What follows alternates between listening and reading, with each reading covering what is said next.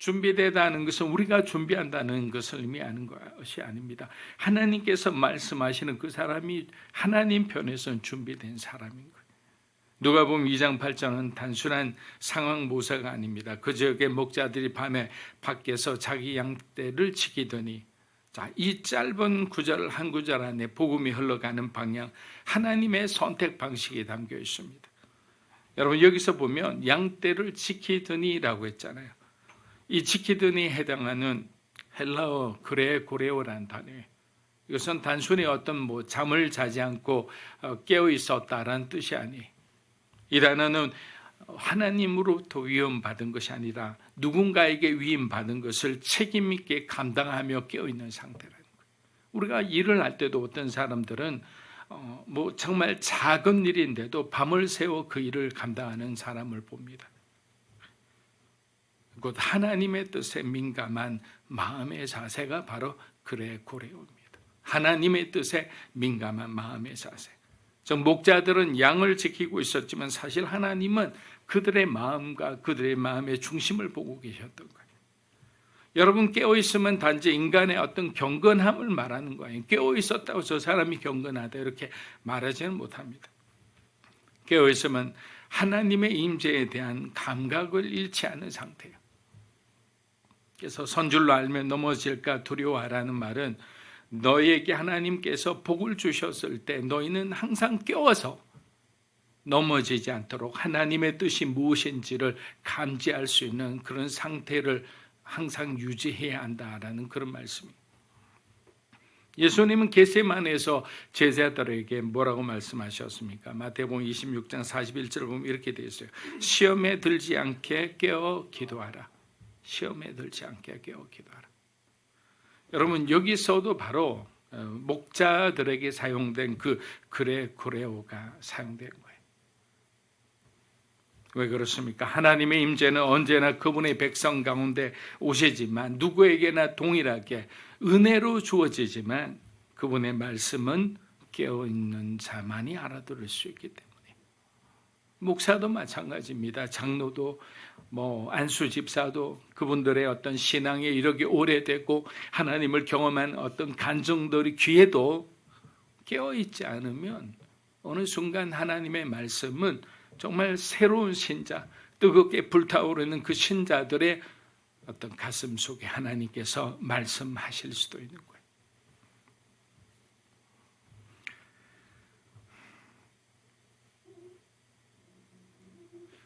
사랑하는 여러분, 하나님의 임재는 항상 우리 곁에 계십니다.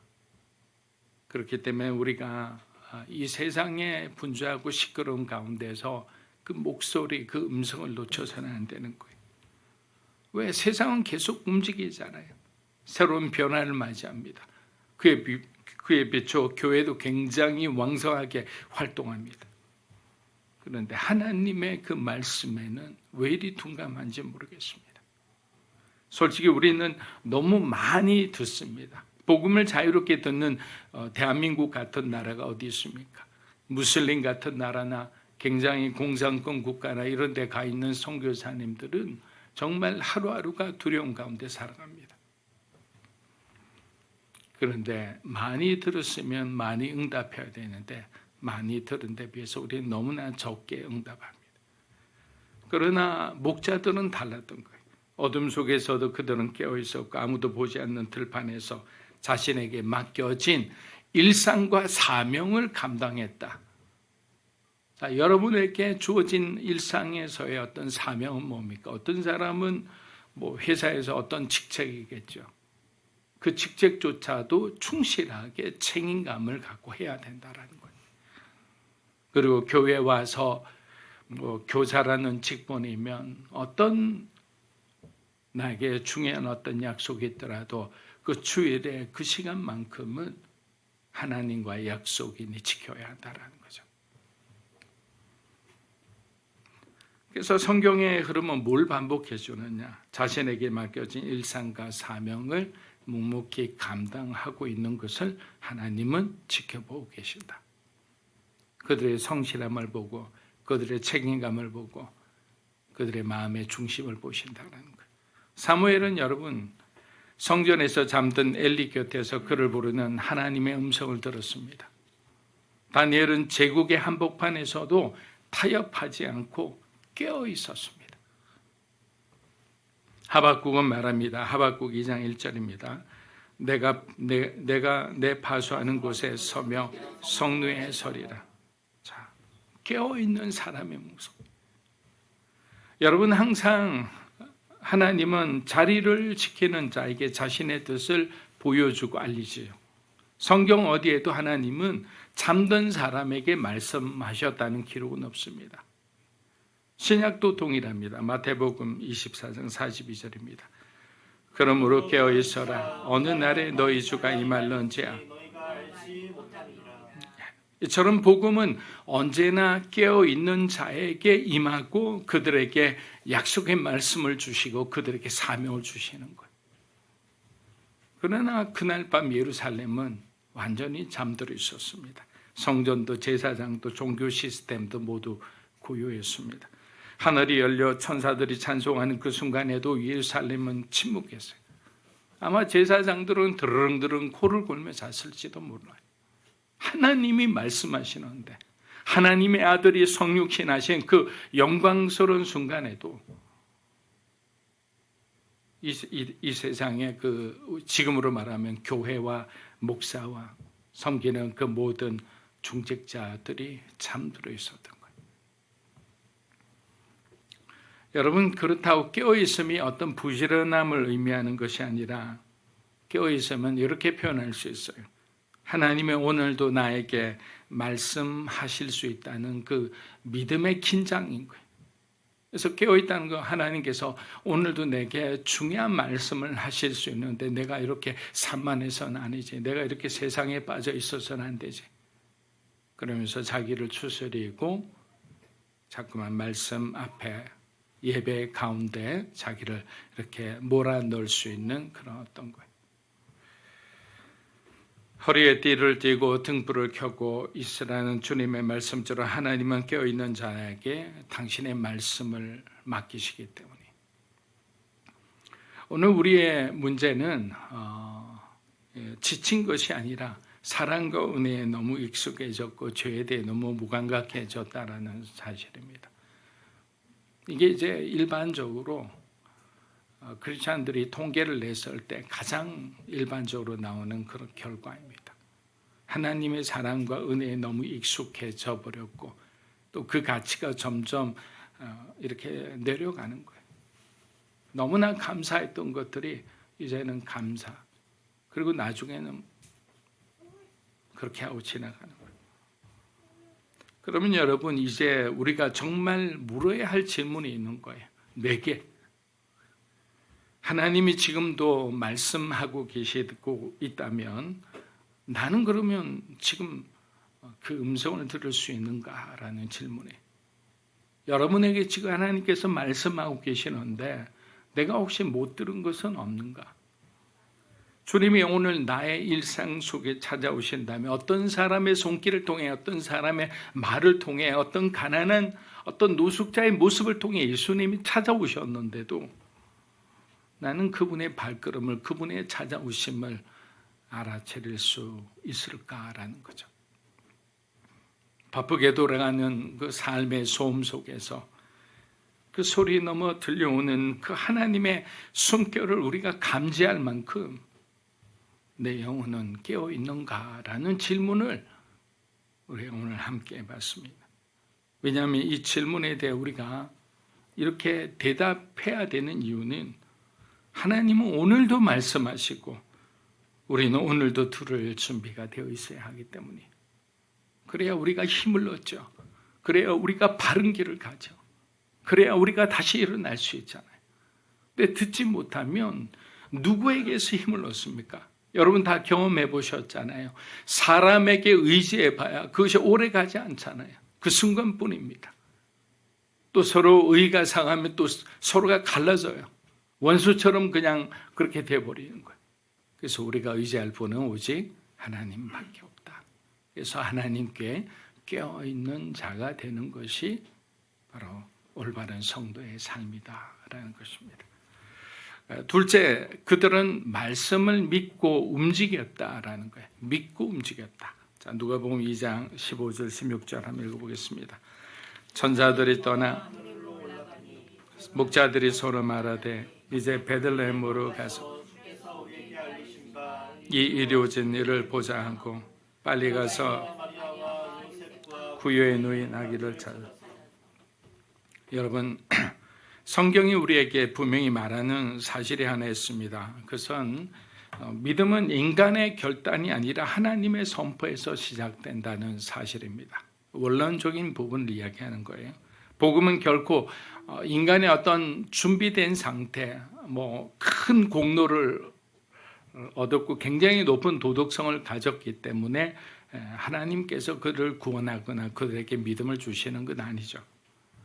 오히려 하나님의 일방적인 개입으로 우리가 전혀 예상치도 못한 순간에 하나님께서 찾아오셔서 우리의 삶을 흔들어대고, 그래서 우리가 결국에는 하나님밖에 없다는 걸 깨닫고 회개하고 세상을 섬기던 삶에서 주님을 섬기는 삶으로 돌이켰지 않습니까?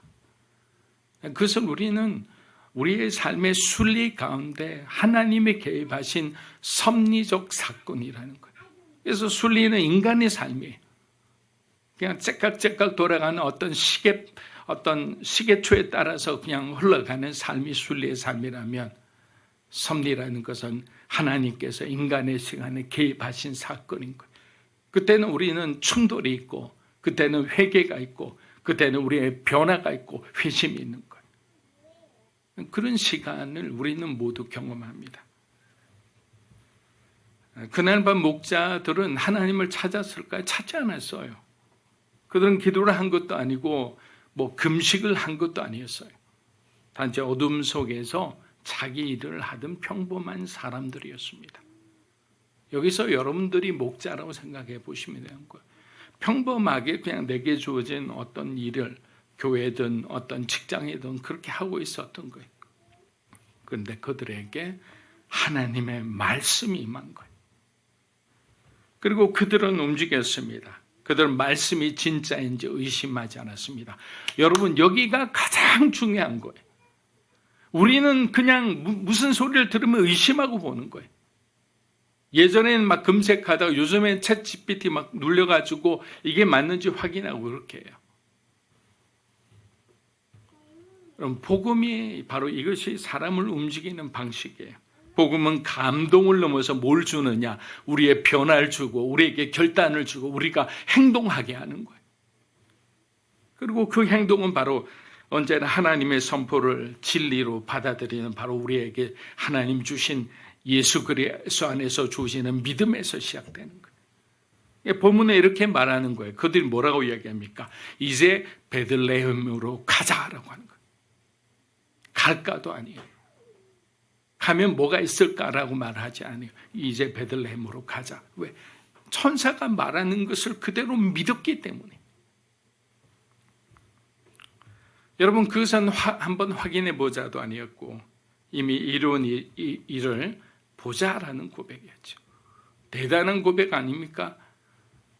굉장히 학식 있는 사람들도 아니잖아요. 말씀이 선포된 순간 그들은 이미 하나님의 임재 안에 들어간 거예요. 그래서 하나님의 임재를 사모하는 거예요. 그리고 이어지는 말씀이 이렇게 말합니다. 급히 가서 마리아와 요셉과 구유에 누인 아기를 찾아서.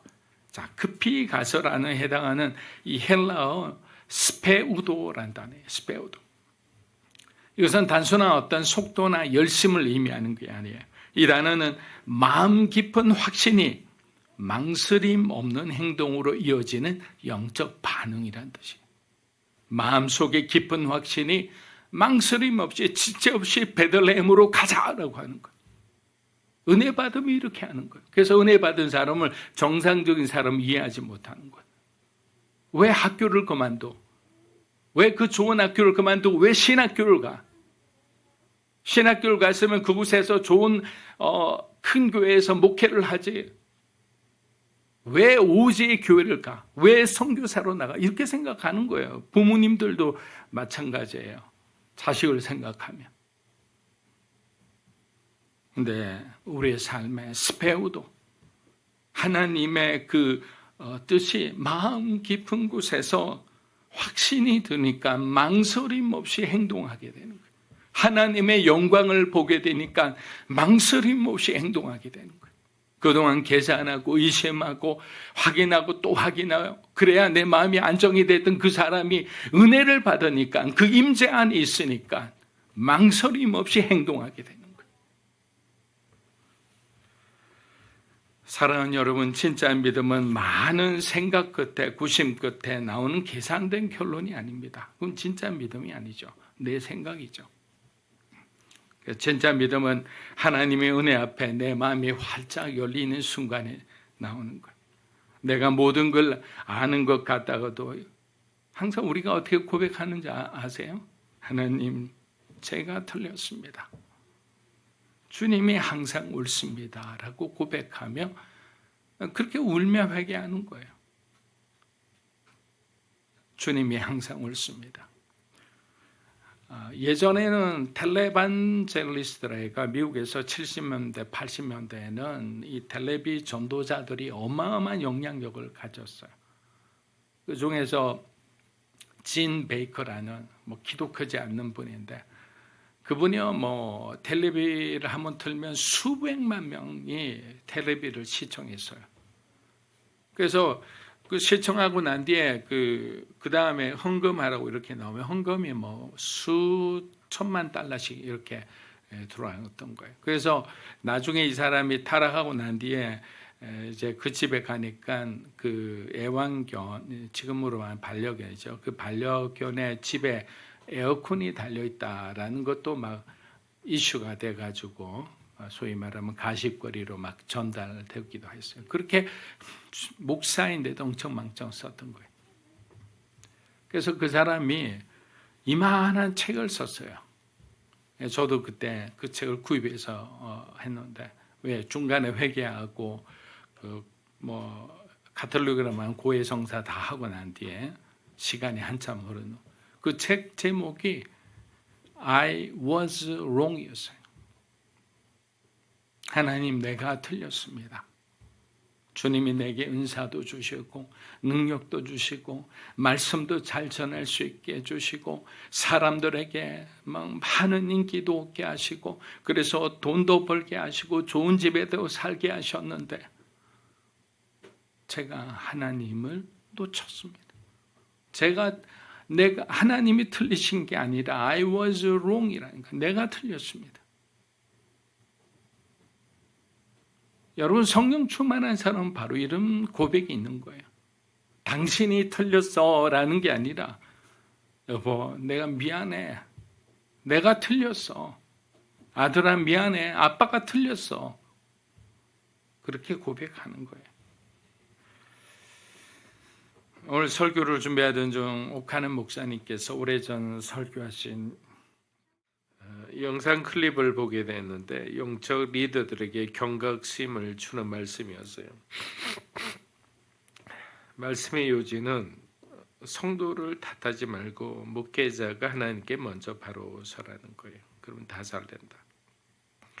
자녀를 탓하지 말고 부모가 먼저 하나님께 바로 서라는 거예요. 그러면 자녀들이 다 잘 된다. 사원들 탓하지 말고 사장과 리더들이 먼저 솔선해라. 그러면 다 회사가 잘 된다. 그렇습니다. 많이 맡긴 자에게 하나님은 더 큰 책임을 물으십니다. 그럼 그 사람은 계산된 순종이 아니라 스페우도, 즉 확신 가운데 망설임 없이 주의 말씀에 순종하는 그런 결단이 이루어지는 거예요. 야고보서 2장 17절은 이렇게 말합니다. 이와 같이 행함이 없는 믿음은 그 자체가 죽은 것이다. 여러분, 이 말씀이 어떻게 들으면 율법처럼 들릴 수 있지만 하지만 복음의 빛 아래서 보면 그 믿음을 가능하게 하는 분도 하나님이시고 그 순종을 일으키시는 힘도 결국 하나님의 은혜라는 것을 우리가 아는 거예요. 그러므로 오늘 우리가 해야 할 일은 단순합니다. 그 말씀을 믿고 성령의 감동을 따라 움직이는 거예요. 그것이 바로 주의 복음이 우리 안에서 살아 역사하시는 방식인 겁니다. 자, 그날 밤의 목자처럼 주의 말씀에 믿음으로 행동하는 여러분이 되시기를 축복합니다.